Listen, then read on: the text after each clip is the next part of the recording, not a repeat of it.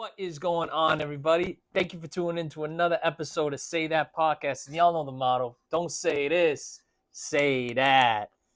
Before we get into things, I just want to thank everybody who's tuned into our last episode so far. If you haven't, please go to our YouTube page, our Apple Podcast, and Spotify page.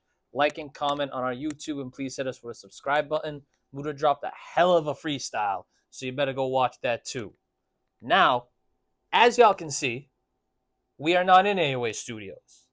In fact, we are on the historic Shawmut Ave in the Lara Merchie Fashion Repair Center for our first ever out-of-studio interview with the man himself, Lara Merchie. What's going on, my man? What's the word, my man? Peace. What's up? Welcome Absolutely. to our home, Lara Merchie, the Fashion Center at 537 Charlotte Avenue. He said no lies. This is a historical location. We'll get into that, but we are proud and honored to be a part of your platform.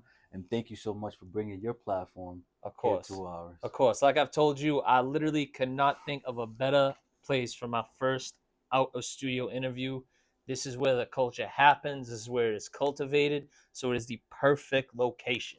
Appreciate you. So, before we get into all the historical side of things, as you can see throughout this gorgeous store, there's a lot of stuff around the store. You know, you got your workbench right here. Yep. You got a lot of stock going on. So, how did you get into the profession you are in right now? Because this type of profession is considered a lost art form. In fact, it's kind of one of the jobs that rarely exists anymore in any city. So, what made you get into that? First and foremost, I think it's a lot of my culture. I'm Dominican American. I'm an American who's Dominican. With that being said, in our culture, you know, tailors, shoe repair guys, cobblers, you know, they play a huge part in our fashion, how we maintain our clothes. And then the real reason is being broke, man. Growing up in this city, not having much. You know, I was the first. I'm the oldest, firstborn, so I didn't have anyone to give me hand-me-downs. So it really was my mom doing her best to give me all the fashion that she felt like I deserved, and at the same time being able to maintain it and take care of that fashion. Yeah, so you know, I've been doing this lifelong for a while, just with my own stuff, and I think throughout the years I've always wanted to get into fashion in some way, some form. And it was a friend of mine who was just like, "Yo, I love how you maintain your kicks. Can you do this for me?" You know, and that's what started the services. But you know, by that time we was already selling stuff online on the trunk of our car when it comes to like vintage thrifting. But the services is where really brought us into the business world for sure. That's what's up. So what year did you get started? You know, technically speaking, for the business, 2021. 2021. Okay. Yeah, 2020. Time is flying. It really is, bro. It's already there's a thing on the internet that's saying everybody on Earth has lived a bunch of different lives from the 2019 to 2024 time zone, bro. You know what I mean? I started the services, but I wasn't taking payments or anything. It was like 2019, and I was just learning. Like people would just pay me what you thought I deserve. But I didn't make it official business until like late 2020. That's what's up. That's what's up. So, you know, we're already on 4 years now of you doing this stuff. Yeah. How have you built your brand over these last couple of years, especially during the pandemic where, you know, you had a lot of people at home. They weren't really doing anything. They wanted to, you know, maybe look nice if they were going out and they had these, you know, beat up kicks. You know what's crazy? So what? The pandemic started 2019? 2020. 2020? Yeah, March 2020 was when everything went to shit. Yeah, okay. Maybe I didn't... You know, even though everything was kind of separated, like everybody was staying inside, I worked at Northeastern at that time. Oh, no shit. That's what's up. So I worked at the financial aid department over there. So I was just around a lot of, you know, students and different people. And when things did shut down, my neighborhood was up. You know what I mean? Like everybody was outside. So I think the way I got into the business and where we are now, a lot of it is just community engagement. Yeah. I got out there. Spoke about what I like to do, what's true to me. People gravitated to that and wanted to support that. And I think the community engagement really brought us where we are today, and it's why we lead with that. You know, we're all about community. we wouldn't be who we are. We wasn't cultivated not only by our culture but the community that we live in, That's reside on. So for us, we always trying to give back. We always try to further cultivate the culture, but at the same time, we're always learning, bro. Right. Absolutely. Yeah. Absolutely. As I like to say, be a sponge, not a brick. Be a Absorb as sponge, not much a as you brick. can, That's right. as much knowledge, information, advice you're given, because all that shit's Facts. going to help you in the long run. Agreed. And speaking of community, when we talked before this episode, in the past a little bit about your store, you have said that, yes, it's your store. You do the ins and outs. You're the manager. You're your own boss. Yep. I don't know if you got a lot of Own it. employees Yeah, or you're the yeah. only employee, but you know what I mean? But you've also said it's the community store. Yeah. So to the people watching at home, what do you mean by that? So again, I mean, we always I think I should start off with just what is community for us. We Yeah. grew up in the projects of Boston on Mission Hill, so not too far from here. And over there, it was very tight knit. I didn't get to leave outside my stoop until I was like 16. Wow. Yeah, man. So everyone knew each other. Everyone was almost seemed like responsible for each other. Yeah. Even with the people you had drama with, Yeah. it was almost like a level of care there. So that's my whole upbringing. I grew up in a very predominant black community, with me being one of the few Afro Latino there. I learned a lot, Yeah, absolutely. So my mom was very much like, we want to learn the community, we want to make sure we are part of that community. This is what we grew up with. This is what represent us. She would do huge cookouts, and everybody ate at this cookout. It was like people were looking forward to this cookout. That's what's up. That's how you bring the community together. Yeah, like through food and music, man. Shout out to just the different black families and neighbors that I've had that just put me on the soul food, just their cookouts. You know what I mean? Their food, the fashion. So a lot of what I do comes from that community base. Absolutely. So to answer your question, my man, look, this is a space where, I'm the owner. I founded it. I'm the manager. I run it. Yes, we do have contractors, not employees. But I am the face of it. However, this is a community space for everybody to enjoy it and feel welcome. You don't gotta like us. You don't gotta agree with us. All we ask is respect, a good energy, and that's it. A welcoming vibe for everyone. Keep to it enjoy. Peaceful. You know what I mean? Absolutely. Keep it loving. I don't even want to just say keep it peaceful, because that should be a given. It just come in with that love, that good energy, and let people enjoy your originality and what you bring to the world. Amen to that. So this is that space for that, and I'm a huge advocate of just being yourself. So I've always been the adversary. I hate following trends. Although I was inspired by trends, don't get me wrong. It's just I try to do the opposite of what Separate most people yourself are doing. from the field. Yeah, absolutely. Exactly. So because I'm like that, I always want people to accept me as I am, and so I put that energy out there. Like, I want to accept you as you are. Right. So major respect to that. Yeah. And before we were getting actually this interview prepped and ready, two youngins came in here. You showed off their artwork and something like that. So. Yo, my production, what's up, man? Right here to our left, if you can show it off, I'm not sure, but we got some artwork when we first opened up the shop. Month in, we was doing the work that you see in the back of us, and some of the other art work around the store. But we allowed the kids to take this white wall and just do it up. So some of them came in with crayons, some of them did some of the work with pencil, markers. But it was a free space for them to just create and express themselves. Growing up when I was a kid, you better have not been caught up drawing on the wall. Oh, hell no. What? That was an immediate slap to the wrist. You kidding me? You were cleaning that shit up too. Bro, one of my first cases as a young juvenile was me tagging. Yeah. But that's still an important piece of culture, and I feel like even over the years, and especially from the start in New York, tagging all those trains and stuff like that. That's the iconic side of the hip hop and alt culture, is when it even if it still is now, the illegal side of it. Right. Still, I was gonna say you're still breaking it right. up. You know what I mean? It's still an important culture piece as much as it's found down upon by society. Well, I'll give you this. So I got in trouble for that. Yeah, of And I course. still have to deal with that out of constant 20 years later, 50, Wow. 25 years later, I'm still dealing with it. I'll tell you how, but that this space was really for them to just do it up. There's no one here telling you can't do it. Right. Do what you want, Right. right? Yeah. Go ahead and create. Here's some markers. Hack at it. Yeah. And they did, and I love looking at it. So it's pretty dope.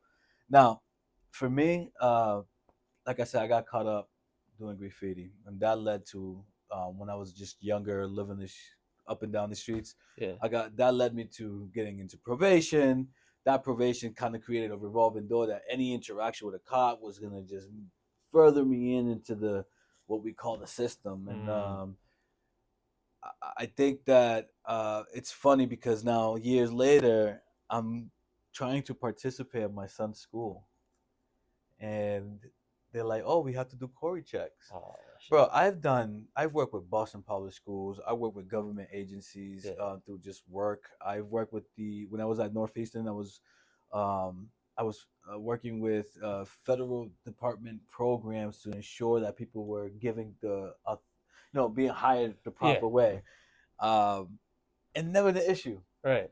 I go to the school trying to go to a damn field trip as a chaperone. They're like, "Yo, you need to do a Corey." So I did my Corey, and they came back with my tagging. Yeah. And I had to explain that. And one of the things that the superintendent and I kind of like just laughed. I'm like, "Yo, listen, I want to show you my business," and I showed him everything that I have, the artwork. He's like, "That's wow, right?" Yeah, like, right. Let the art speak for itself. You know what I mean? I think I won't speak for him, but I think at least for me and my brain, I think that was a moment for him to, as an educator, to be like, you know what, this guy got into a system trying to express himself through art. Sure, he did it in an incorrect way, but what could we done in the education system to give kids that opportunity to do that without they having to feel like they have to deface property? Even though that's part of our culture, I'd rather teach the newer generation, like, now we embraced it. Why don't you go to that property owner and say, "Let me create some art on the side of your wall"? Yeah. And at least it's legal, and the people is gonna cherish it. No one's gonna take it down, and the community will enjoy it, which I think is what's happening right now. Yeah, I feel that way in as all of well. our towns in the city. Like, we got Boston, we got Lynn going hard with the graffiti. Chelsea's doing their thing. Revere. So I do appreciate the cities really in smaller towns really embracing art and bringing that into the community, because it molds us. Even though I can't do this, it does motivate me and it inspires me. So when I am working on footwear or any other apparel, whatever it is that I'm servicing, it does motivate me to look at this stuff like, wow, these people have skill, and I want to grow that skill to be the best that I can be in my line of work. And that takes constant experiences, constant learning, and working. So that's really what's up, and how you explain that, as the perception around graffiti has changed over the years, especially as you go near South Station in Boston. You see that big mural. Shout out to my man Pro Black. Right. The young black man in Adidas. Absolutely. Because that's important for Boston culture itself. Like that speaks for itself, especially for the people that are in my generation that don't even know what that is. Absolutely. Thank you for bringing that up. Of course.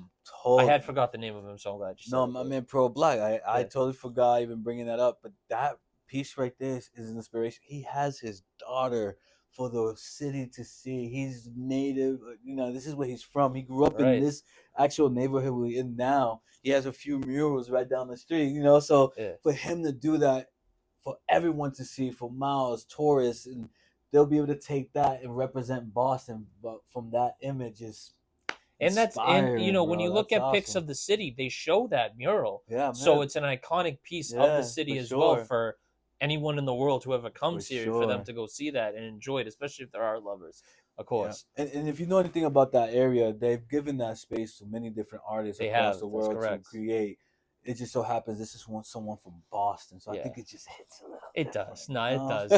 And that's my thing with this city. As much as there is talent in the world, let's use our talent. Right. You know what I'm saying? Let's let the talent represent our city on a worldwide scale. A fact. So that's what's up. Mm-hmm. So as you mentioned, we are on historic Shawmut Ave. That's it. In the south end of Boston. That's right. One of the most iconic streets in the city. That's right. Why is it important for you being the South End kid that you are and growing up around the neighborhood.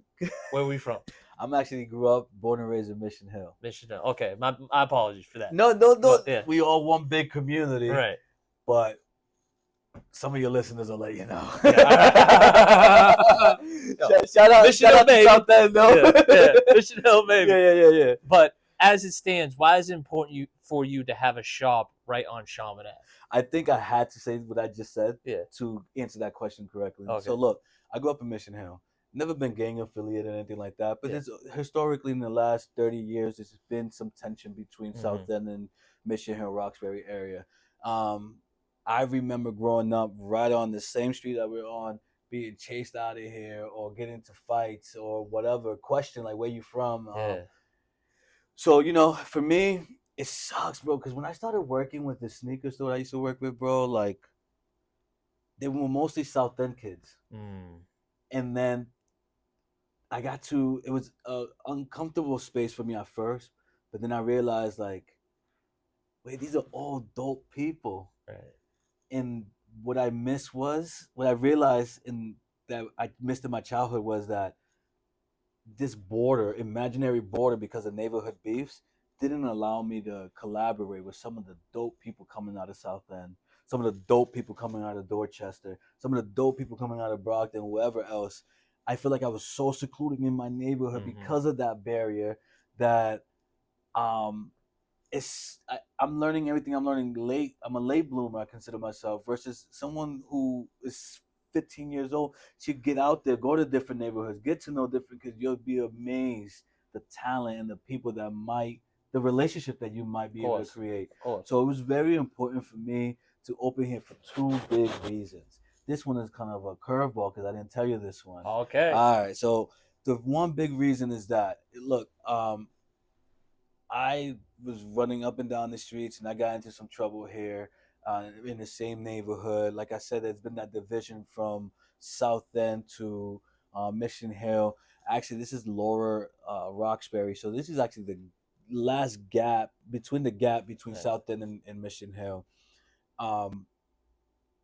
Being in the middle almost felt like I wanted to be a home base, or at least a platform where everybody felt comfortable coming in. Yeah. Doesn't matter where you're from. Right. It just meant more to me because I grew up in this area. Yeah. One time for the sirens. That's why I love my city, bro. Go save some lives. You know what I mean? Pete, what I'm saying is, it was important for me to bridge the gap and have a space where people can build and create. And it feels good that I have been getting embraced from the South End kids, and I have been getting embraced from my neighborhood. I've gotten embraced from different neighborhoods as I'm at this age, and I've shown so much in my community that they're just loving what we're doing and that the city needs this. That's one huge reason why I decided to open here. Right. Another one, which I didn't learn into right before I signed the lease, which made it ever so better, is that this actually is a location that was one of the many locations of the Underground Railroad. What? Yes, Ain't no indeed. way. Yes, indeed. That's incredible. Yes, indeed. So, I mean, you're in Shawmut. Look it up, guys. Yeah. We have historical societies all around this neighborhood. But if you look at the brownstones, we're in one of them, right off of Washington. In this particular location, if you look down, my man Mike, if you show them the trap door.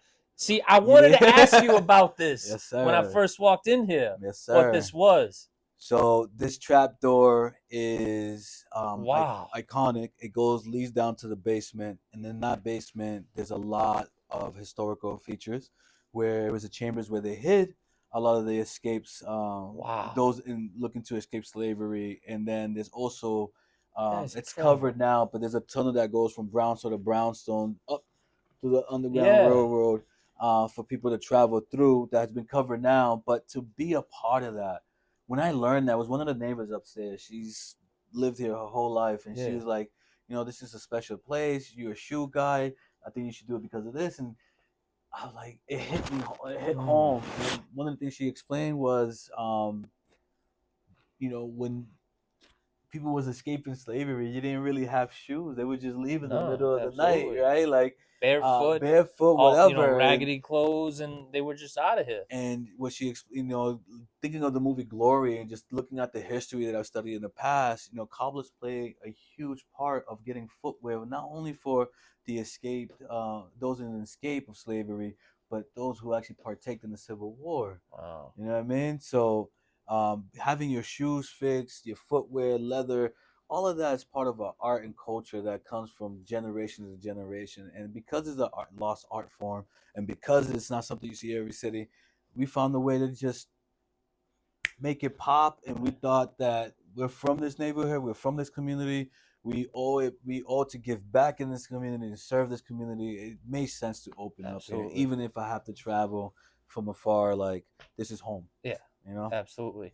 And I feel like that was an extremely important piece to tell in this episode because, the online perception with a lot of people, whether they're trying to be funny or not, is there's black people in Boston. There's for whatever reason, they go into the tangent of Boston is racist.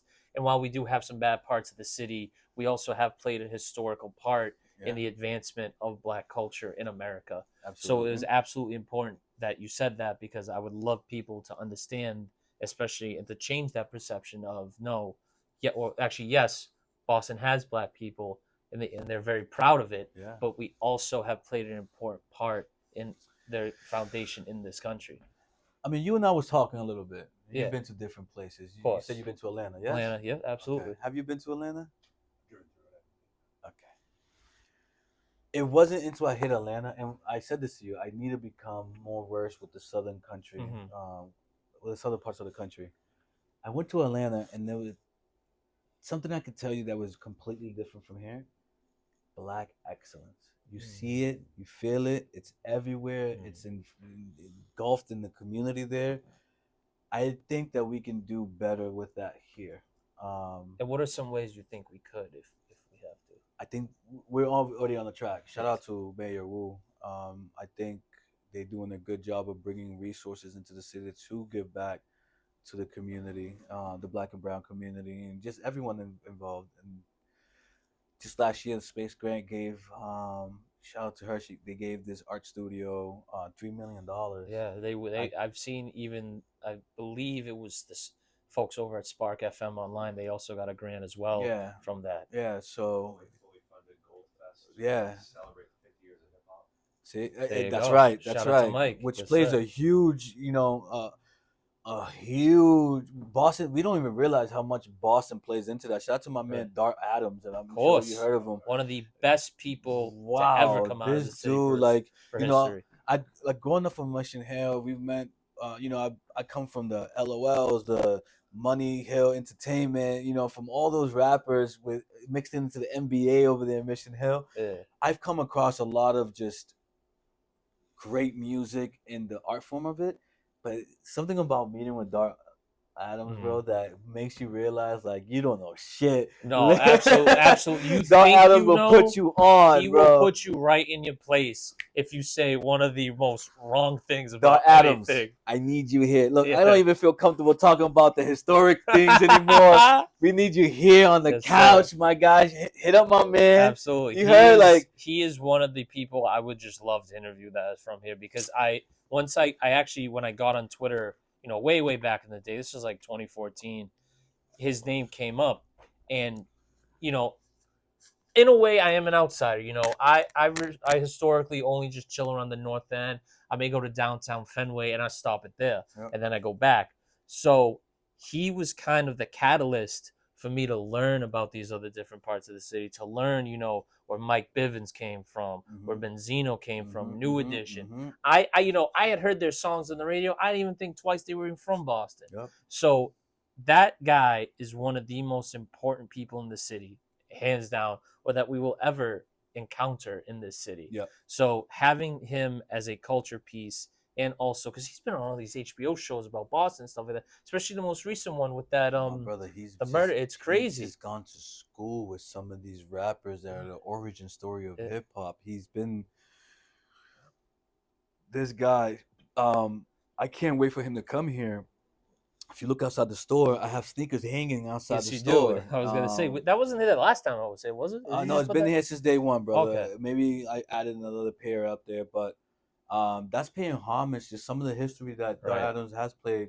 We had the sneaker tree, The Adidas tree. the Adidas tree. Yes. Well, Again, the which is Adidas something tree, I didn't even know yeah. about until Right you up the hear it from street, Dart Adams. yeah, right up the street, and that's something that you see it in movies, you see it in videos. Now people want to throw their sneakers up on the Right. lines and trees, and having that's pretty exciting and dope. Like I have not put up a pair of Adidas up there in hopes that my man comes down here and give me a pair to put up there. That's what's up.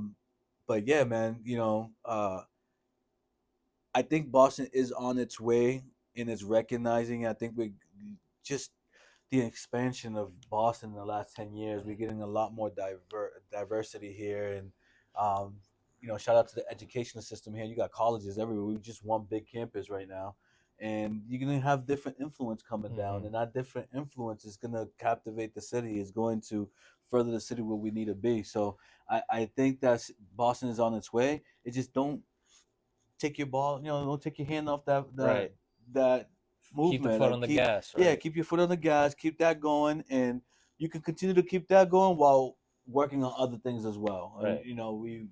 the rent is high, the taxes is high. Yeah. We got funds to get this done. So Let's make it happen. that's what I would like to see more. But I don't want to just speak just for the black community. Although I consider myself Black Dominican, I am a Latino. And with that being Absolutely. said, that the city is not only just focusing on the black community, doing it for all different type of background communities. Like shout out to just I'll be honest. I went when Marty Walsh was the mayor, bro. I went to Charlestown. I saw that he put a whole new ice skating rink. Yes, they did. He There was put a lot of new renovations over there. baseball. Yeah, a bunch of renovation. I'm like, what the, bro? I want to see that in my town. And a lot happened, but then we had the interim mayor, and then we have Mayor Wu, and it seems like everything that they've been doing in the last 10 years has been going to funding and fixing these neighborhoods. I make a joke because you got a nice park down the Jim Rice Field, right? Yeah. So I told my wife, like, yo, take the kids over to the park while I finish up with this client. I tell her Columbus Park, which is right up, very nice, next to Northeastern, right? Yeah. She goes into the Jim Rice Field, bro. Yeah. I get there. I'm like, yo, mi amor, like, why? Why are you here? It's a beautiful. Again, the city has done a great job of renovating the park and making it look nice. But there's something about the city that still need to work on. There's a time and place, and if we're gonna be funding the culture, not only with playgrounds, with art, with places for us to be creative and expand as a culture, then there needs to be safety, a welcoming vibe. There needs to be a space where one feels invited. Yeah. Well, it's actually funny you said that because I had just finished up my semester at Emerson. I'm a grad student. I got 2 more to go. But I took a class called Behavioral Economics, which basically explains the actions and behaviors as to why someone would do something or buy something. But our big project throughout the year was working with the Codman Square Council and their community to help or even give some ideas to help Dr. Reverend Bill Lesh Park, which was renamed. I forget the old name of it, but they renamed it in his honor because what Bill Lesh used to do was really give in to the Codman Square community out in Dorchester. Fire. So what they have there is it's called the Black Forest. Okay. And what the Black Forest is, it is a 12-tree garden-like thing, even though they call it a forest. They try to put the canopies around it and such. Yeah. And it's in memory of the Black people in that community that were lost to COVID-19. Because historically, or I shouldn't say historically, nationally, Black people were disproportionately affected the most by the virus. So what you do with that is it is a memorial, but it's also an eco-friendly memorial because around that area, the shading is very, very low. It's one of the lowest areas of shading in the city. Okay. And people who don't know this, trees can affect like your mental health. It can affect like, your fitness, how you feel, because you see that luscious greenery and, it gives you air. Right. It's really calming to be around. So having those spaces that are non-existent where, maybe during the summertime, it's 80 degrees, But if you're standing on a bunch of shading around trees, you're fine. You're chilling. It's a nice vibe and stuff like that. But what this specific Black Forest did was you can go up to these trees, you scan a QR code, and it takes you to a page where friends or family members tell stories about their lost loved ones. Oh, that's fire. So I think that as we improve the city in the areas that really need it most, we should look to those parks. We should look to these basketball courts. Maybe there's these communities that want to get into hockey. Have them a program that they can get into. Why hockey. don't we have baseball? Exactly. You know what I mean? Good point, my bro. Why don't we have hockey? Right. Hockey rinks out here. Why is it in Charleston? Exactly. You know what I mean? And hockey is any of these sports are for everybody. If there's a legit interest in these communities where they want to get into hockey, let's do it. Boston's a hockey town. Why not? It can't all just be baseball and basketball. What if they want to get? What if they even want to? They don't even know how to skate. No, but you know what? Like, shout out to Reggie Lewis Center. Like, they put me on to lacrosse. One of the most iconic places in the city for athletics. Early on, I was playing lacrosse. That's what's up. Because of that, when I went to college, I started playing rugby. Okay. Now, I don't know anybody in my community even know what rugby is. Right. Right. I'm sure they know, but what it means to play it. Right. And I was able to play it, as a predominantly European-centric sport. Mm-hmm. But, I thought it was dope. And I don't think I've ever would have tried it if it wasn't for the Reggie Lewis Center giving those programs out. That's what's up. So, but again, like, you see a lot of these resources at the colleges and in the campuses, but I would love to see it in the city for everybody to enjoy. Especially like a younger generation who, maybe they don't want their first introduction to the sport to be in college, because who knows if they can even afford to get there. Shout out to Orchid, the skate shop. Absolutely. They just built a skate park in Chelsea. Really? Good for them. That's what's up. Bro, I mean, watching these kids now utilizing this park to actually skate is fire. Like, kids that I didn't see in that neighborhood before, now they're there, like, hanging out, just skating. Now a bunch of skates out of everywhere. My son is learning, so that for him was kind of like, oh, that's cool. Right. So I think that means a lot, bro. Like I said, when the community gets together, not just the government, but when the community gets together and say, yo, how can we give back? We can create certain change. And I wanted to elaborate on one thing that the Common Square community actually fought against. And they fought against the Popeyes opening up in their neighborhood. And the reason for that is, and they even said this at the meeting, they go, why do we always have these neighborhoods, these predominantly black neighborhoods, always have to have these chain restaurants? Because these chain restaurants sign 10, 20-year leases. So if a kid's born there and he's growing up, all he knows is Popeyes. They want to have farmers markets. They want to have organic spaces, grass-fed meats, places where they can actually get organic and fresh food and not have to rely on, these fast food places. So I think when we're looking at the redevelopment of these communities, we shouldn't look to gentrify. Right. We should look to improve what the locals who have been there their whole lives really want and what they want to leave for these future generations to come. And what also is important is, which I'm actually glad you brought up the Reggie Lewis Center, is we need more of these community centers that offer these programs, because this keeps kids off the streets, helps them keep them out of trouble. It gives them some discipline and something to actually look forward to after school or before school. So I think that this city is on its way to becoming that, for sure, but we still have more work to do as we do. Listen, man, I don't want to serious this out, but, no, of course. But as a father now, and I'm a bit older, I just want better for our youth and our future. Absolutely. Obviously, that's the main goal. And whatever I can do, this right here, I remember there was a time and age where they said that this is just a hobby.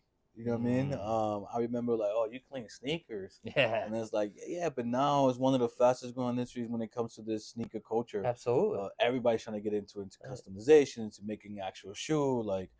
So, I think that the shout out to the pioneers that paved the way. That are resilient in not following the social norms and just really honing into their dreams. Absolutely. With that said, I like to provide a little bit of balance, my man. Let's make it entertaining for these people who are watching, bro. All right? All right. With that being said, man, although I believe in positivity and the union of the community, I definitely like to hold my community in a space where we have to hold each other accountable. Mm-hmm. What's up, man? I haven't asked you this. What have you heard of Lara Murchie? So what I've heard of Lara Murchie was, firstly, when you were at Laced. Yep. that was my first introduction to you. And ever since then, it's basically been the go-to place to get your sneakers fixed. Yep. Because, I look up Shoe Repair Boston. Lara Murchie's the first one. Yep. I look up, on Instagram. You come up. Not even because this was even before I even followed you on Instagram. That's so that's fire, you bro. know what I mean? I've been working hard. Oh, shout out to the people squad. People been taking notice. Absolutely. I appreciate that. But I think, what you're cultivating and building here is something that's going to last generation after generation. And I have a question to ask you that later, but I wanted to ask you because, the last time many people saw you before the shop was in Laced. They moved out of Copley. Was this space the number one space for you, or were you like... Nah, bro. So, look, we was at Copley. That turned out to be just an unfolding success story in itself. Yeah. Well, shout out to Laced. Of course. They gave me the opportunity. I took it. We had a saying like, you can bring the horse to drink water, but you can bring the horse to the river, but you can't make him drink, right? Absolutely. Well, my joke in response to that was always, I'm a thirsty ass horse, bro. All right. And I can clickbait that hashtag thirsty ass horse. Yeah. That's gonna be the name of the episode, thirsty ass horse. Exactly, bro. Listen, yes. My man, you know what I mean, bro. Look, for me is I'm hungry. I never want to be complacent, and the problem is sometimes when you grow, not everybody's ready to grow where you're growing, and sometimes you have to also, the person who is growing, you have to adapt to see like, is this the moment to grow? Me, I'm young, I'm an entrepreneur, I'm learning, but what I do know is that I have the gift of being able to multitask and go and be self-motivating. That's just, after all the hardships I went through in life, there's nothing nobody can tell me. I know that I'm doing something dope. I know I'm going to keep focused on it as long as I have a good mental space, a good support system, and an eye on the prize. I think we're going to go a long space. So, going with Laced, I thought was a great opportunity, but it was time for us to really create a platform of our own. I think there was a moment where people didn't know who Lada Merchie was and who was Laced. Right. And Laced has, with that being said, Lada Merchie was kind of being right under Laced. Right, of course. Yeah. Because, they got 20 plus years. Right, exactly. How many stores they got around here? They paved the way out here when it comes to this resale and consignment 100%. game. So I love the history of Lace. I love the owner. I love everything about their story, and I want to create that for me. What is my perspective on all of that? Right. So I think having the opportunity to just be grateful for those opportunities and grow is awesome. When I did move out of there, it was almost on a low. Like, I didn't even tell anybody. Yeah. I was working on this with this cobbler in Everett, Steve Shoe Repair. Shout out to him. And through years, him and I have been working, and this man retires, and he's soon to retire. And so I've been working with him. He's asked like, "Yo, you really want to get into this? I see you not haven't give up." I'm like, "No, I'm doing what I'm doing. Like, I'm at a sneaker store. Like, I'm trying to make it happen." He's like, "Well, I think I'm done." Wow. Now, how many years was he in the business? This is 30 plus years, brother. Wow. I mean, no, it's gonna come up. Look up Steve Shoe Repair in Everett. It was the last shoe repair spot in that area. So we were supposed to take it over, but unfortunately, the owners of the building, the owner died. The kids wanted to sell. Shit. It was taking kind of a long time, but some investor came in, gave him that cash sale, and paid him full. Yeah, man, it didn't work out. Guy ended up throwing away all the machinery, all of that. Oh, that's terrible. That's like historic stuff right there. Which is like, okay, what if someone wanted to take that over? But it's like, I won't do it here, but let me buy the machinery off and I'll do it somewhere else. Like, that's crazy. I mean, yeah, but the thing is about those machinery, the industrial, they were built early 1900s, bro. So to move and install a lot of that stuff probably costs more than you just buy a modern one. You know what I mean? Yeah, so that's crazy. But that kind of crushed us because we thought we was gonna be like the actual deal. Like, we had all the machinery. Like, at this point, we should be able to make shoes from scratch and sneakers from scratch. But it didn't work out. That's okay. We went to an office space after leaving Lace and Malden, which was a moment to learn about history of sneakers. Malden is the home of Converse. I did not know that. Oh, my brother! I did not know that. Wow, that's very interesting. Yeah, the Converse factory is in between Everett and Malden. Okay, wow. Yeah, that's like I said. This is what I'm talking about, being a sponge, absorb all this information. Yeah, bro. I mean, and like, not to cut you off, we're both North Shore guys. We don't talk about it. So I'm a Revere guy. I can't really think of. I'm right next to Malden. I wouldn't even have thought that was in my backyard. Yeah, man. It's kind of one of the reasons why I moved into the neighborhood. I won't say, but the neighborhood that I moved into, because I just want to be around that when I go to work. I want to be reminded where I'm coming home to, where I'm leaving. And part of our home is I have my studio there. So, I'm actually putting the craft into work there. So it's a historical moment. I can't wait to have more light shined on it, because it's a story to make it right now. Right. I know in 20 years this is going to age very well. That's what's up. Yeah, shout out to the curation. But I'm sorry, can you help me out? What was the question you? So why how, like, was Brownstone destroyed? The shoe repair happened. That didn't work out. Then I went to the mall. Then we was looking at several locations around here. And then we decided to go with this one. I think it was because the space. Yeah. All of them were historical. Yeah. But none of them had access to the basement. Oh shit. Okay. None of them had the character that this unit had. Mm-hmm. So this was it. Like, we made it happen. And we was the only. There's a dog walking place right next door, but they're always closed, so it just looks empty. And then there's a now CBD spot at the corner.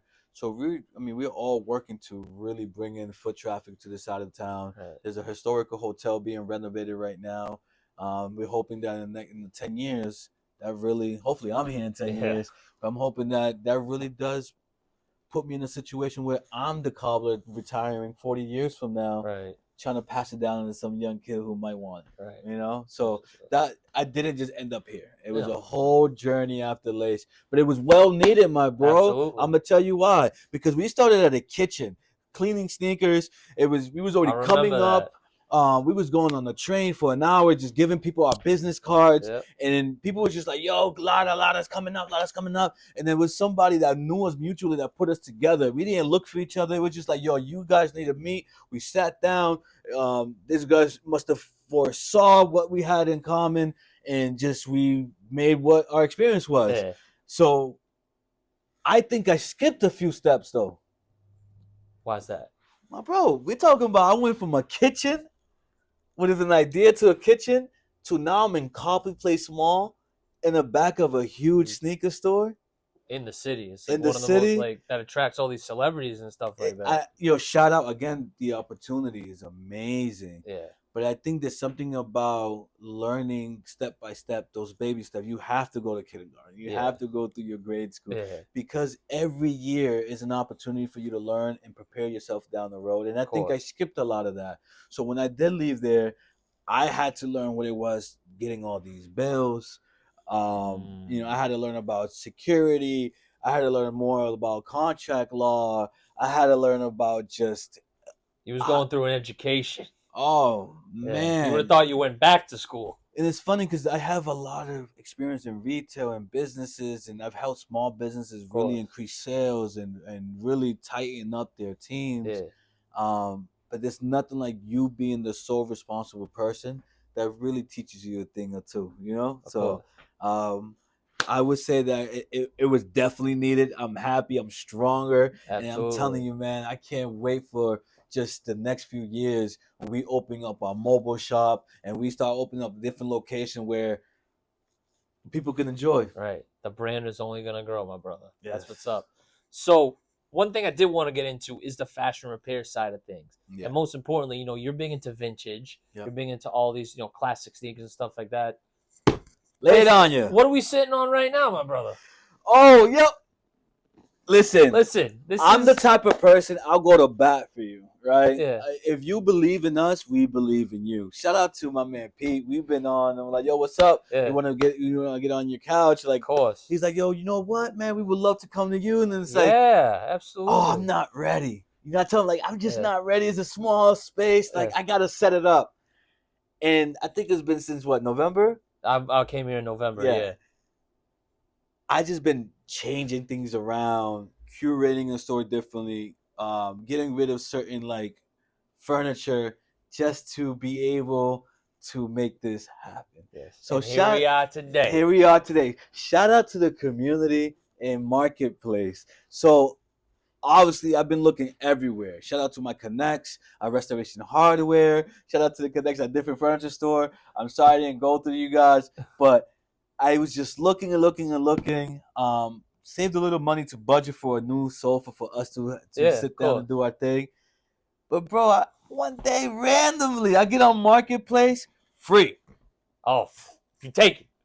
Take it. Kidding me? That's how I got all my furniture at the college. It's free. Free. And I'm like, I hit up the lady. I'm like, you sure? She's like, yeah, 20 minutes away from me. I get this. She's like, oh, I don't know if this is. She has it in the basement somewhere.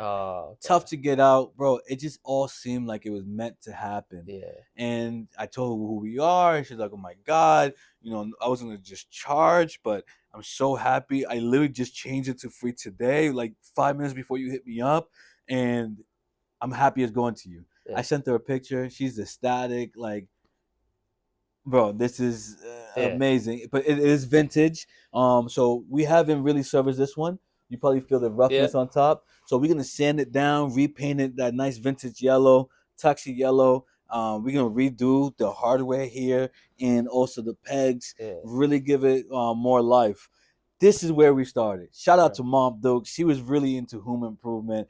This is where we started with furniture. I was 12 years old working in my uncle's upholstery shop, learning how to take these off and put them back on with new leather. Incredible. Fire. I wish I would have taken it more seriously then. But then I use a lot of that with just cleaning kicks. So look, when you come, first of all, let me give you a spiel. Hold on. Get comfy now. You know what time it is. We are here at Lada Merchie, the fashion center at 537 Shawmut Avenue. This is where you can come and get your gear right, get your attire right, but most importantly, practice sustainability and maintaining your wardrobe. We offer a bunch of services to clean not only your footwear, your leather goods, apparel, hatwear, your grandma's favorite scarf, even the chancleta you had for 5 years. You know who I'm talking about, those Yeezys. Give them up. Or bring them down to Lada Merchie where we can take care of them for you. You can check us out at ladamerchie.com. Look at our different services. We practice transparency. Our price list is up there. We do consultations. We do it through Zoom as well. Whatever you need, we are here. You heard? So we really believe in sustainability, bro. Absolutely. Like I said, we grew up broke, my man. All right? My mom said, I just spent $150 on some kicks. You better take care of those. Okay, I'm going to take care of them. But those $150 kicks last me for 3 years. Where most kids are going through them for 6 months, a year, they already beat. And they're more expensive now. Yeah, but this is when we're young, we really didn't know. Yeah. Imagine we would have the sneakers that we had when we were younger. How much that would be worth now today? At least double, triple, something like that. Oh, he's pulling them out. He's pulling them out. Let me see where we at.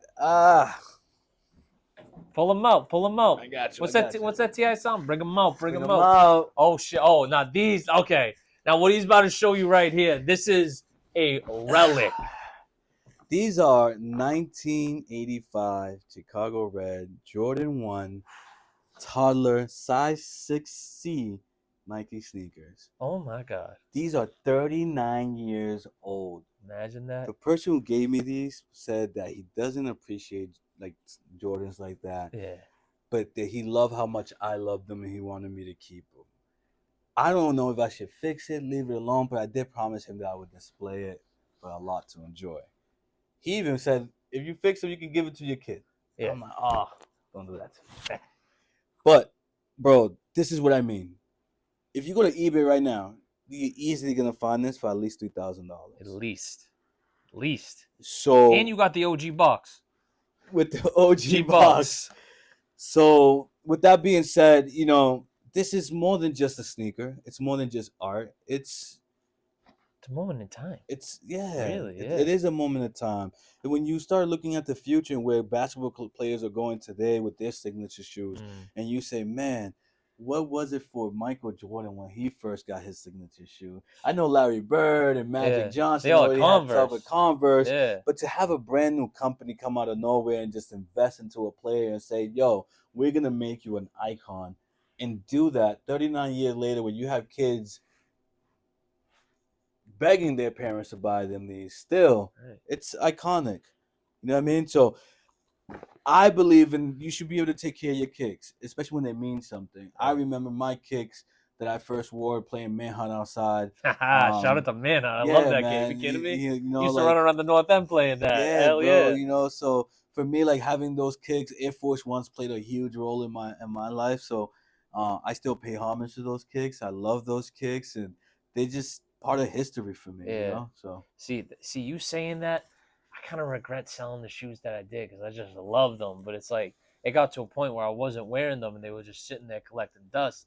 So I'm like, damn, I gotta give up like an important piece of culture for me Segue. to that. Shout out to my people's other ones. If Okay. you have your sneakers collecting dust in the back of your closet or in your vehicle, don't throw them away. Don't get rid of them. Bring them here to the Fashion Center, where we teamed up with other ones, a nonprofit organization that takes Air Force Ones all white. Everything else we take. We literally go to all organizations in the neighborhood and we give them back. And some of them we actually clean, restore them. We put them on display for super low. Because the idea is, although we're not a nonprofit, we still want to give everybody an opportunity to buy something affordable here at the store for everyone to have. That's what's up. God bless to that. You know what I mean? One thing I did want to touch on with you, and you have mentioned, you're a very proud father. You want the best absolutely for your kids. What do you want your legacy to be when it's all said and done for them? I think what I'm building right now is I think what I'm building right now for them is there's always another way.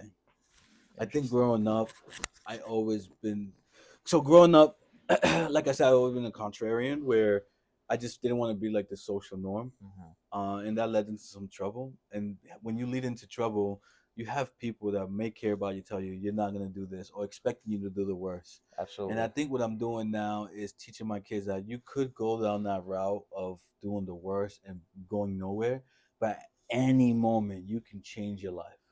And I think that's the most important thing that you can teach anybody is it's really on you. You're your biggest sparring partner.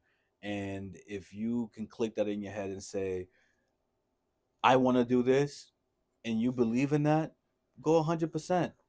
Sometimes you're only going to be able to go 20, but keeping that motivation in your mind, like, this is what I want to do, I think you should do that. And that's what I want to provide for my kids. You know, they're going to be a little bit more blessed than I was, you know, and they'll have a lot more security under their that belt. speaks to you, of the life you created for yourself and for them. Yeah.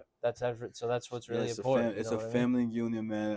Shout out to my wife, man. She plays a huge factor in our foundation. You know, so absolutely. Our family is blessed, bro. Like I do what I do here. You know, our services by appointment only is for me to be able to provide to my family.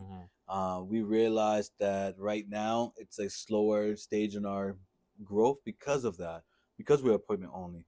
However, I don't want to go back and look at history and say I didn't have time for my kids. Absolutely. I'd rather say, you know what? We took that L for a good 10 years. Absolutely. Now I'm in my shop all day, every day. You know where to find me. Absolutely. You know, and hopefully. So and it's good that you said that because I'm a big pro wrestling fan. You know, I read the backstories of a lot of these guys, and a lot of these guys are fathers, but I can't think of how many times they've said I missed ballet practice, baseball practice, birthdays, holidays, whatever for their kids just because of their job. So it's good that you have that security for yourself that you're able to be there for these kids' moments. Yeah, bro. That's important for me. I need my kids to feel confident that we're here for them. Of course. And with my son is 7, so in our family we deal with ADHD, right? And I think part of that it's educating not only our community but our families of what that is. I think I come from a culture traditionally where they look at mental health as like you're just crazy, right? But in reality, is that's a superpower Mm. that one have, and Mm-hmm. there's like 10 different types of ADHD that we don't even understand as a community. So when we're dealing with certain folks, we think they might be being weird, or Yeah. we think that something's off with them, and no, they just have a different, they just different perspective than you may have. Have you open up and learn? You might be able to learn something from this Absolutely. person, you know. Always ask questions. You know what I mean? Yeah, for sure. So You get nothing out of being ignorant. right. You know what I mean? So for my kid, I'm trying to show my kid, most importantly, how to be a young man dealing in the world with that, teaching him how to be accountable, Yeah. patient, and just yeah, and just holding my son accountable and showing him that he can be exactly who he wants to be. Mm-hmm. And I think this is most important, not only for my son, but my daughter and my wife as well. It's just we have to be each other's like cheerleaders, right? Yeah, Like, yo, absolutely. you got this. You can Yeah. do this. From someone who just didn't have too much of that, when I see other people have that, I see how that benefits them, and Yeah. I just want to be able to give that out to the world, not just my family, but just everybody. Yeah. You know? And that's what's up, because a lot of parents, as much as I hate to say it, they clip their kids' wings. You know what I mean? They see their kid going in one direction they thought they would go, and they kind of stop it. So it's good to hear that from a proud father who wants the best for his not only his kids but his entire family. Yeah, So I man. really respect you for I saying that. appreciate you, brother. Absolutely. Thank you. But I gotta ask you this, Talk to me. because the last time I came here in November, you was on the phone with a little bit of an unruly customer. Ah, He was kind of breaking your balls, but you were I like, "Bro, forgot. What was it? chill."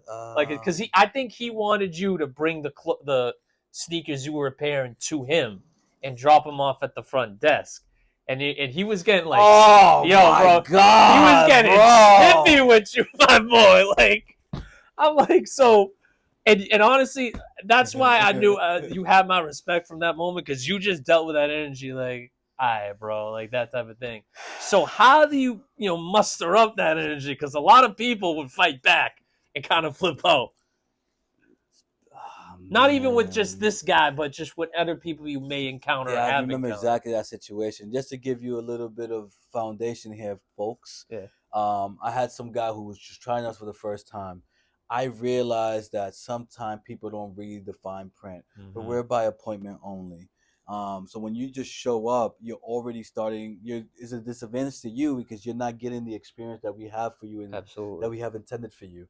But we always have our door open for you. If you see us here, you can knock on that door. We will open, or tell you to wait a moment, and we'll take care of you. But it just you're starting off in a way that's Yeah. not intended. And I think with this particular person, they're so used to. Let's take it away from him. Yeah.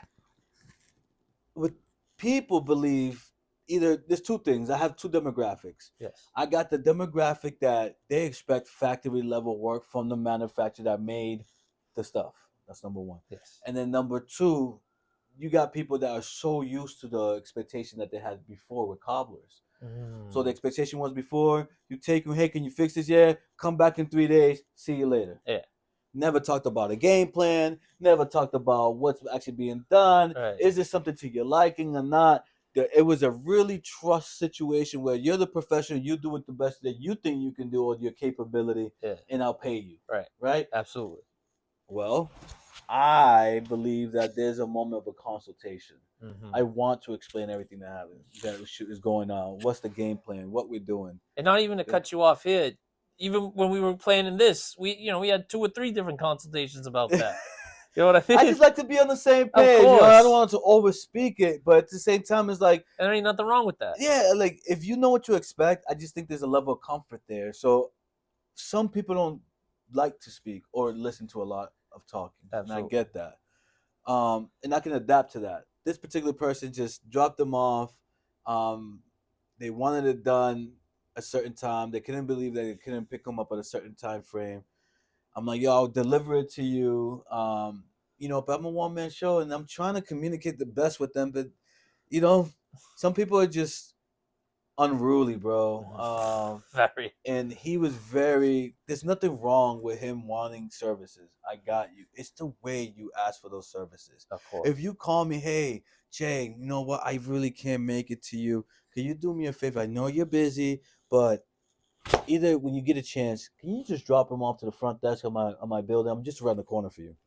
Oh, where? Address. Boom. Who should I drop it to? Who's the staff member? Boom. Yeah, I'll drop it off. Not a problem. Yeah. If I could drop it off anytime sooner than later, I will. If not, I'll do it after work.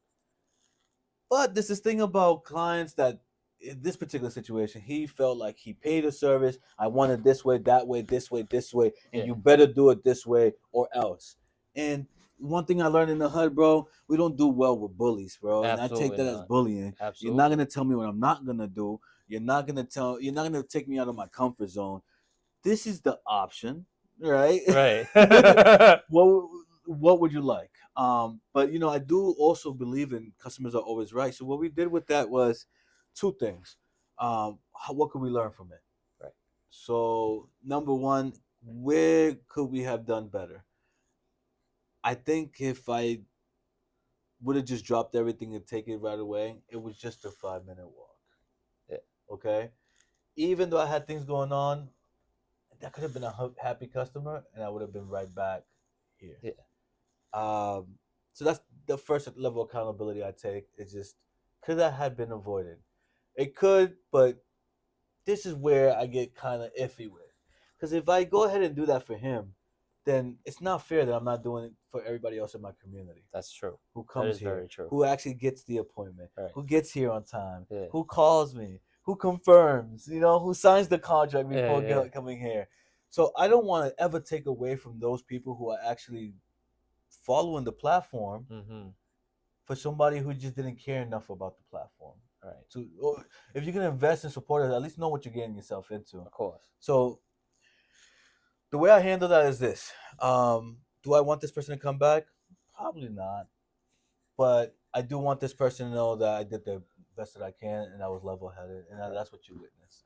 Because you were very calm, cool, and because not even to cut you off, I've been dealing with tourists a lot over the years at Faneuil Hall. I have since calmed it down, but I was like, all right, like people are getting crazy now. Like, what the fuck? I get crazy stories all the time, bro. Yeah, it's retail. At the end of the day, it's an industry that breeds crazy customers, and it's like it's two different things. It's retail and then the service. That's true. That is very true. So this is me selling the retail side, and it's tangible, right? It's something that can replace. Well, maybe not all of it, but it's not taking too much of my time. Right. I sell it, move on. With this is I gotta meet a certain expectation, and sometimes clients' expectation can be high, can be low, and just trying to maneuver that. Everyone wants to make their client happy. It's just I also have to have space. Like I can't make everybody happy. All I can do is perfect my craft, do the best that I can. And all I ask for people that work with me is to always have space to grow with me. Remember what I just said. Absolutely. People, I want to be here 30 years. Are you going to give up on me when I'm 4 years in? Or are you going to rock with me when I'm 15 years in, and I'm making some amazing pieces? Right. That you can get for the low because you've been with me for 15 years. Yeah. Right? There's been situations, bro, that I want to fix, that I learned some new stuff just connecting with other providers that I've learned, that I want to hit up those people and be like, yo, I got some new techniques. I'll do it for free. Just bring them back. But they mistreated me so wrong. Like, they just was so rude that I'm straight. I'd rather go buy a pair, get it done, put it on my Instagram, and have people enjoy that. Right. Than me dealing with people who are just unruly. First and foremost, I was on a customer service call the other day for 4 hours. Whoa. Holy shit. This is not just me being difficult. Like, bro, I had people sitting with me like, yo, am I bugging? They're like, yo, nah, this is the worst service ever.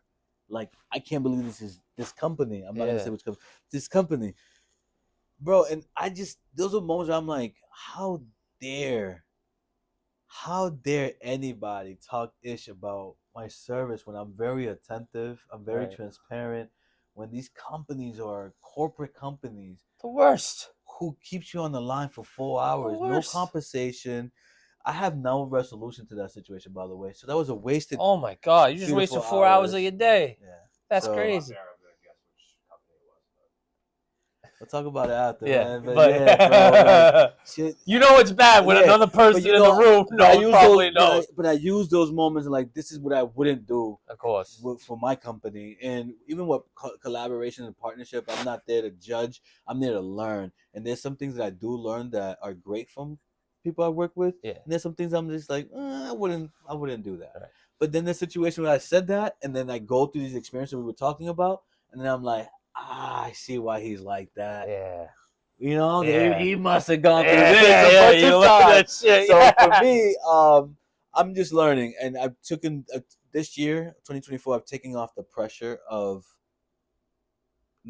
having mistakes. It's more like, yo, I'm doing my best. Of course. And And an all we can artist, hope for is your best. right? And an artist came through here. And he's, when I first had this, I was just kind of first curating it. I'm like, I want to do this, I want to do that. He's like, I'm like, I'm sorry that we're not presented the way. He's like, sorry, don't be sorry from where you are. This is where you are. All right. Be proud where you are. Absolutely. Never be That's sorry. big respect to that, because a lot of people see the other side where they just take the apology and be like, "Oh, it's all right," but they don't give that advice that No, you he would give. gave, bro, and it was like a light bulb. He gave me that advice, and I'm like, yeah, it's something I learned in corporate America of just instead of saying, hey, sorry I'm late. No, thank you for your time. Thank you for your patience. Yeah. Well, apologize. It is what it is. Yeah. Right? What do you do with that? Right. Right? So I think that it really is that. So all I ask for the people who want to support our brand, our services, just know we're ever growing. We have contractors that do help us. That some of them are scared to come in the limelight just because of y'all. But I think that I love what I do, and I invite all of it. I invite all people. This is a welcoming space, and this is something that I'm building in the city. We are the first sneaker restore storefront in Boston. Yes. All right. Make so sure there's they gonna be remember that. there's gonna be a level of me just educating people. There's gonna be a level of me just going through experiences that I'm gonna just have to go through, and I'm okay with that. Yeah. I'm learning. I really want to be here 20, 30 years from now, and we're going to keep striving. We're going to keep rocking. And one thing that I think ties into what you said is your core values, which you had put on your Instagram page. And I want to read them so I make sure I don't miss any. I appreciate you. So it's transparency, trust, leadership, diversity, and continued learning. Yep. Laid out right in your page for any clients to see. Right. A lot of businesses, they don't do that. Yep. You got to go to their website and their about page, or maybe they're even lucky if it's there. So why did you feel like that was important for your brand to have on that Instagram page, and it be one of the first things people see when they get there? And more importantly, what do those values really mean to you, of course. working in this industry? Core values, it's not a one solid concrete thing. I think they're ever changing, and you have to adapt them to where you are in the company. Mm-hmm.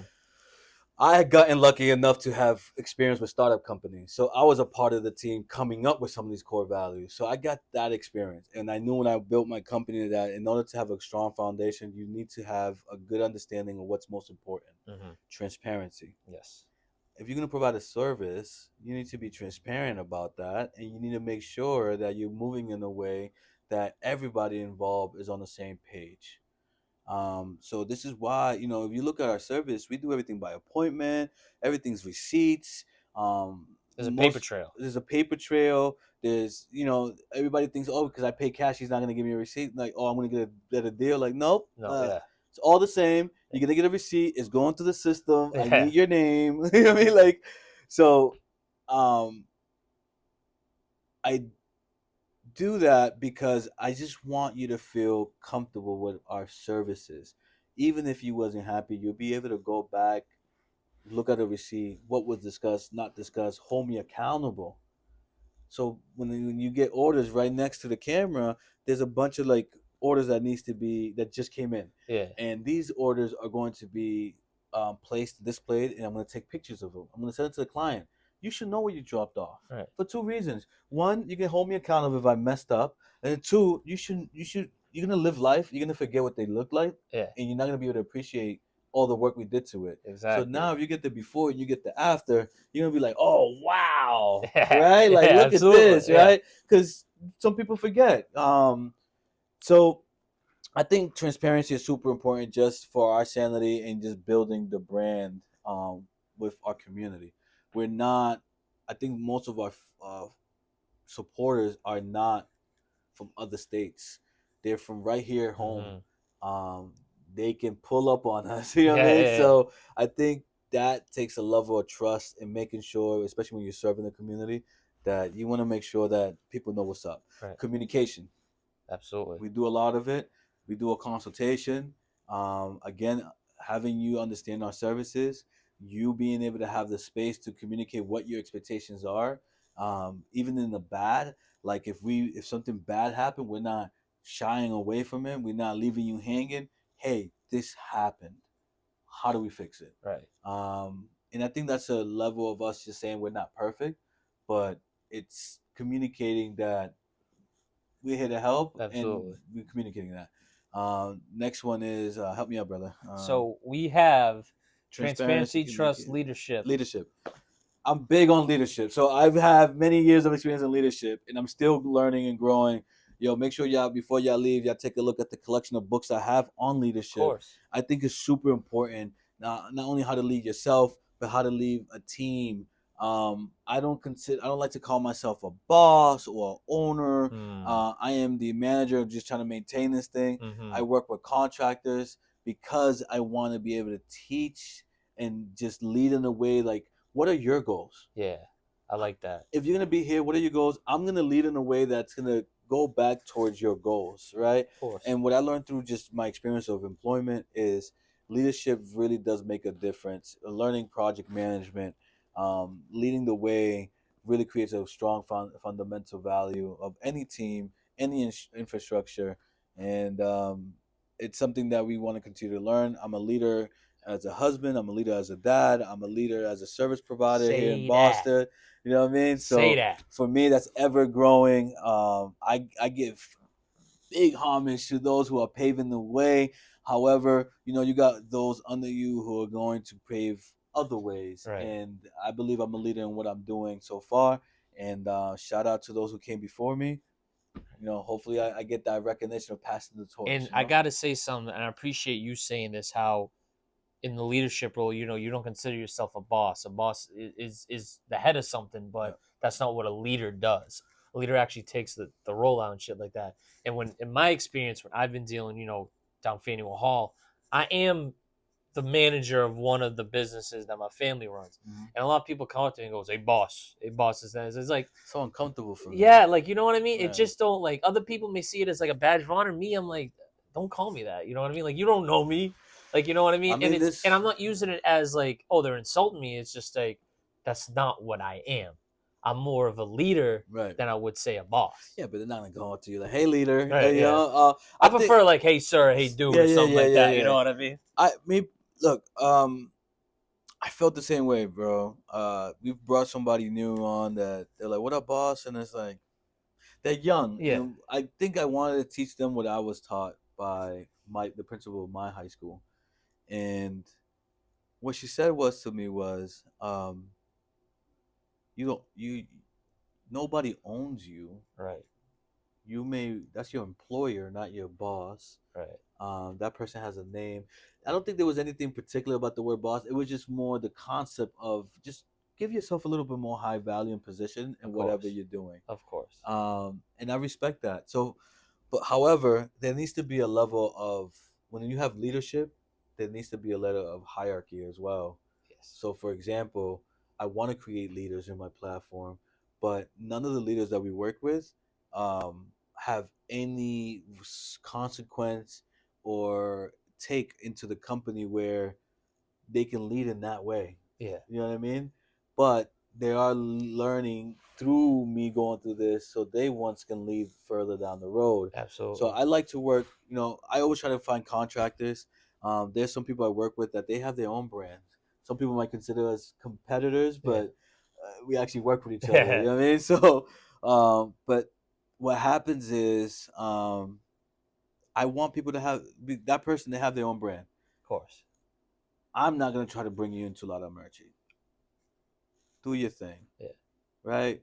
But we could work with each other, right? If you're slower, I can bring your workload. If If I'm slower, maybe you can bring me workload, and we build this industry together. Um, and I think that's a level of leadership that most people don't have, No, right? absolutely not. No, no, And no, no, no, no. you know what I mean? So I hope that all pays off. I really want to think that we're not in this still in the society that we have to cut through or be crabs in a barrel in order to get ahead of each other. Shout out to everybody can eat the food service, different organizations that are working with each other to create dope events That's what's up. to create an ecosystem. Absolutely. I just want to see that in a more expanded level. Yeah. I think the city is so small. It's the biggest small city in the world, bro.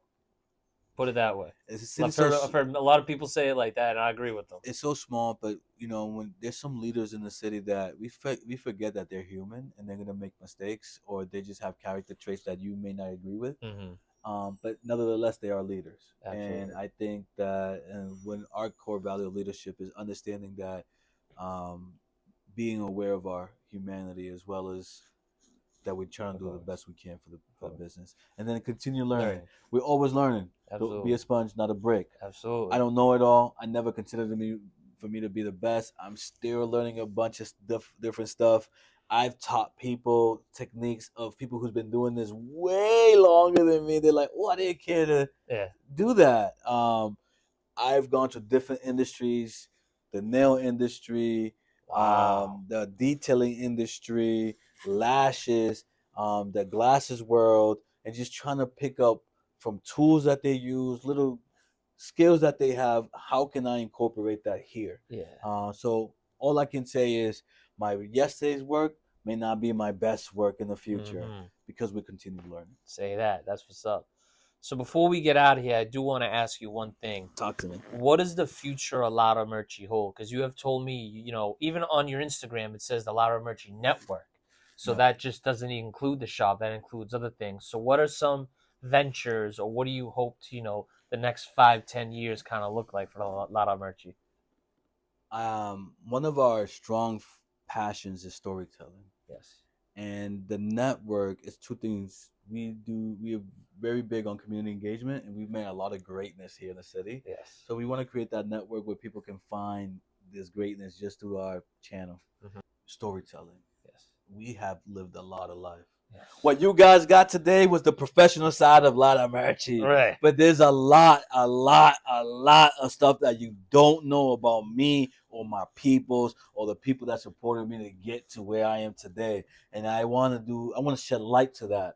I've been inspired by like Instagram stories or the Snapchat stories, those TikTok stories you see nowadays. Yeah. I'm very inspired by that. So I think the next level of where we're going is into media as a network and creating these short stories that people can enjoy. I hope to have this as the initiation of that. So shout out to Say That Podcast for really bringing in their team over to our home, to really believing in us and bringing us into their platform. We hope to take that energy, everything we learned just from my man production Mike setting up, the tools that they're using, the journalistic skill that my man brings forth. Appreciate that. Being able to captivate the right questions and the right information, getting that onto you. I hope to take that on and be able to pass that down the road. So make sure you tap into Lara Merchie on Instagram, where you can follow Los Cobblers. You can follow us on Shop Lara Merchie. It's an all-in-one service. If you look for us, you will find us. Subscribe, follow, whatever you want to do. Your boy, J Lara Merchie. Yeah. So, ladies and gentlemen, that's one of the perfect ways to end an episode. Yes, sir. That was Lara Merchie.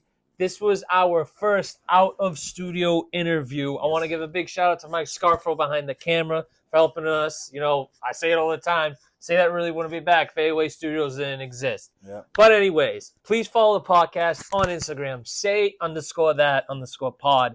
And if you like this video, please hit us with a like and leave us a comment about what you think. And don't forget to hit that subscribe button.